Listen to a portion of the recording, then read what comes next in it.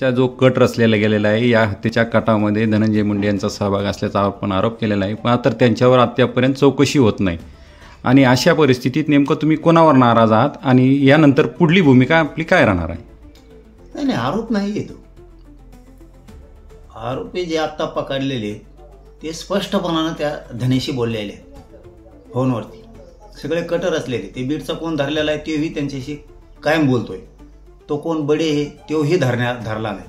म्हणजे हे सगळं मोठं षडयंत्र रचण्यात आलं होतं आणि याला पाठबळ देण्याचं काम अजित पवार आणि फडणवीस करतात. नसतं त्याला चौकशीला पाठवलं असतं, त्याला अटक केली असती. तो एखादा आमदार आहे, एखादा माजी मंत्री आहे म्हणून काय तुम्ही सोडून देणार का? जनता गरजेची नाही का तुम्हाला? एक गरजेचं आहे का? जो महापापी आहे, जो खुनं घडून आणतो, जो कटर असतो, जो सगळे पीक विमे खाल्ले, पुढं कोणाच्या राखी खाल्ल्या, कोणाचं काय प्लॉटं खाल्ले, कोणाचे घरं खाल्ले. संतोष भाया देशमुखांचा खून झाला. त्या खुनातला मुख्य आरोपी अशी माहिती मिळते की 47 वेळेस बोललाय फोनवर ह्याच धन्याला.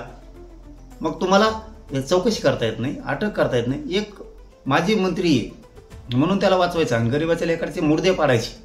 हे महापाप डोक्यावर घ्यायचं का अजित पवारला आणि फडणवीसला? कोणतं सरकार चालवत आहे तुम्हाला? हे बघा, ते होतं आता मला खेटलेला आहे. त्याला तर आता किंमत मोजावंच लागणार आहे. त्याला तो सुट्टी नाही धान्याला, त्याला किंमत मोजावंच लागणार आहे. नार्कोटिक्सला तो म्हणला होता ना, भिकार चोट सगळे हे साले लपून बसते.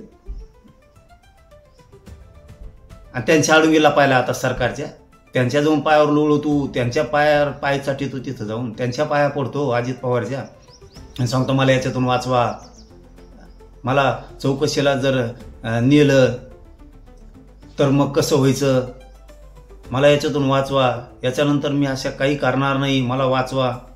तो पायली भरली रे आता. तोही पायली भरली आता. तो पापाचा घडा भरलेला आहे.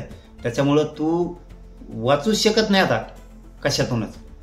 याला जबाबदार 100% अजित पवार आहे आणि देवेंद्र फडणवीस. नसतात त्यांनी लाथा घालून सांगितलं असतं चल निघ तिकडं, तो ह्यामुळे आम्ही सरकार बदनाम करून घ्यायला मोकळे नाहीत. तुम्हाला एक पाहिजे ना, तुम्हाला एक पाहिजे का करोडो मराठी पाहिजेत? हे आता अजित पवारनी आणि फडणवीसने ठरवायचं.